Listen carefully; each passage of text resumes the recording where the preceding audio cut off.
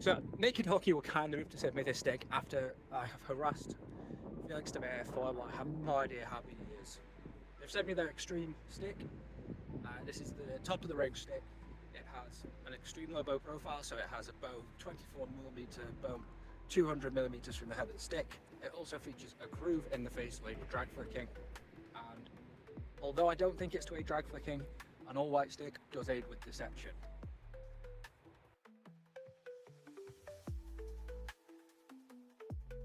So this is a high carbon stick, so it's very stiff on the ball.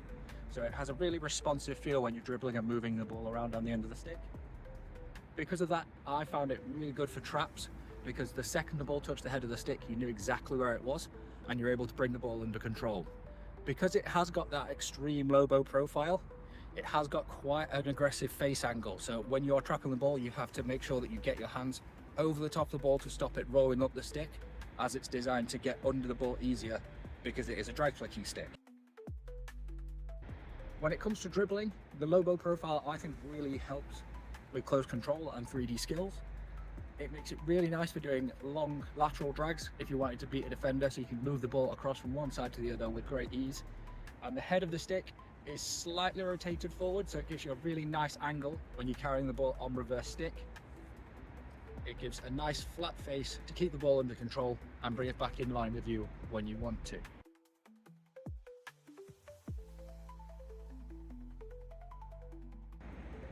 Because of the high carbon, it's a very stiff stick, so it has fantastic power transfer.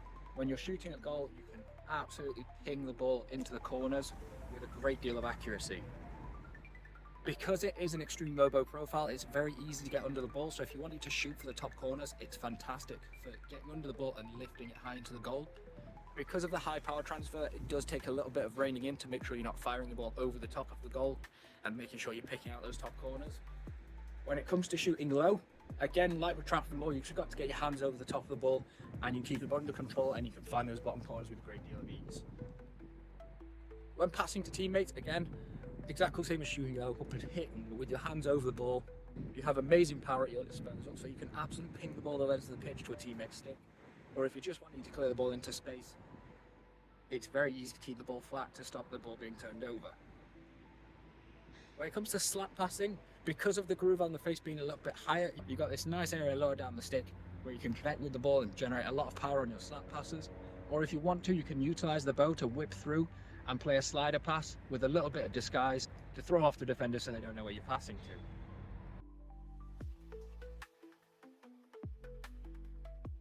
When it comes to hitting reverse sticks, the reverse edge is really, really thick. So they've actually labelled it the boom zone. I don't know how clear that's coming through, but it is probably about a centimetre thick, which is really thick when it comes to hockey stick edges, and it gives you fantastic connection whenever you're hitting a reverse. Because of how thick it is, it's very easy as long as you're hitting through with the sweet spot to keep the ball under control, firing it into the corners. Again, that high power transfer, the same as on the open stick side. Maybe a little bit higher power transfer on the reverse edge, just because there's more weight going through a smaller edge. That maybe gives you a little bit higher transfer of power. But again, it's really easy to control because of the thickness of that reverse edge. Again, when you're playing passes, you can easily just sweep through the ball on your reverse to play a weighted pass into space, or you can swing through and absolutely smash the ball and keep it under control, firing it across the back post for tapping, or across the pitch, down the line, wherever you're looking to pass.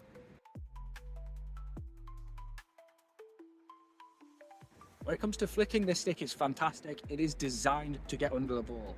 So once you get under the ball, you have amazing control, whether that's lifting it over a stick to beat a defender, whether that's playing a lifted pass into space for a teammate, or if that's chucking a flicked high shot into the goal. Very easy once you are under the ball to keep control of it. It's got a nice grippy touch compound on the face of the stick, which keeps the ball in place as long as you want it to. So again, if it's a 3D skill, it's just a little lift, you can keep the ball on the head of the stick. Or if you want to chuck the ball into space for a teammate, you can generate a lot of power with the low bow.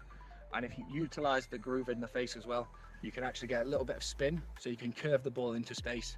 It's especially nice if you're chucking the ball down the line with a little lift, just to curve it back into the center of the pitch a little bit for teammates to make it a bit easier for them to run onto.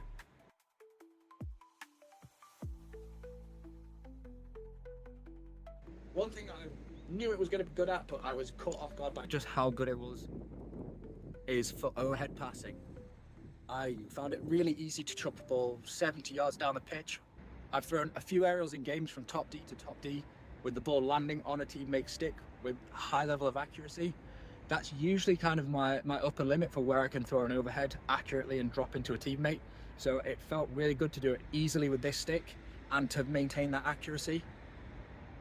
Again, because of the touch compound on the face, you have a great deal of control of the angle of the overhead, whether you're throwing it really high, so it drops down to a teammate, or if you're throwing it low and it's going to bounce into their path for them to run onto. I found it especially good for chucking a high overhead, just the ease of getting under the ball and lifting it vertically, throwing a huge amount of distance while keeping it coming down fairly straight makes it better for your teammates' control.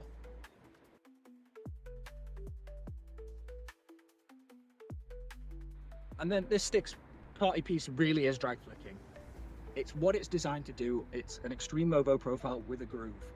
It was always going to stand out for drag flicking because of that, but the balance point of this stick made it fantastic for accelerating through the ball and adding that late whip. So it is a very extreme low bow profile. So the stick is fairly straight up until the maximum bow point, and then it curves very sharply. So that means it's really good for adding power late on in the drag flick, because all of the momentum really accelerates from the maximum bow point down back to the head of the stick. Because of that, you can generate a lot of disguise along with power. So it's great for wrong-footing goalkeepers, or if you're firing the ball past defenders, utilizing that late whip, you can draw the defender in and use them almost as a screen to block the goalkeeper's view. I found it incredibly accurate. I could find the bottom corners really easily, or if I wanted to, I can ping the ball into the roof of the goal.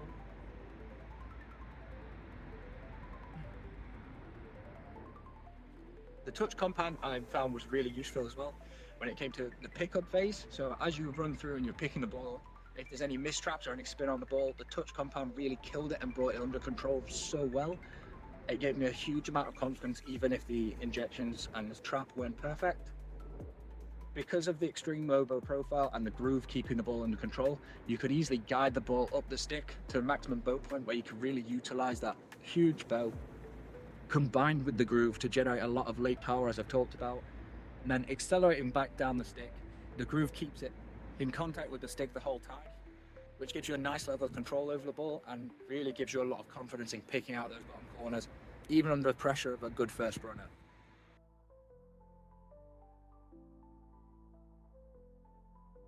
So in summary, I love this stick. I honestly was not sure what to think of it. I've been trying to try a naked stick for several years and I've always struggled to get hold of one. Now I've actually got my hands on one. It is fantastic. It's probably one of my favorite sticks that I've used in the past couple of years. It's got a really nice balance point for dribbling, so keeping the ball under control. It's got a really nice touch compound for when you've got the ball on the end of the stick, keeping it on the end of the stick. It's got amazing power transfer when you're shooting at goal, and it's got a really nice angle for taking high shots. The reverse edge is incredibly thick and it gives a huge amount of confidence. Even when taking it at a difficult angle, I felt I was comfortable on the ball taking that reverse stick shot. And of course, when it comes to flicking, it's an extreme low bow profile. It's got a thin head, it's got a groove in the shaft. It's everything that a drag flicker is looking for to make their life easier when it comes to generating power. So if you're an attacking minded drag flicker and you want to be shooting at goal and you want that extreme low bow profile for power when flicking and a huge amount of power at your hands when you're going to take on hit shots, open or reverse stick, this is absolutely a stick I would look into. I definitely think it's worth a look. I really like the styling as well, although that's not important. I do think before you get battered by stick tackles, it's got a really classy look with the all white finish and then this touch of colour higher up. But yeah, really like this stick, really recommend it. The end? I don't know.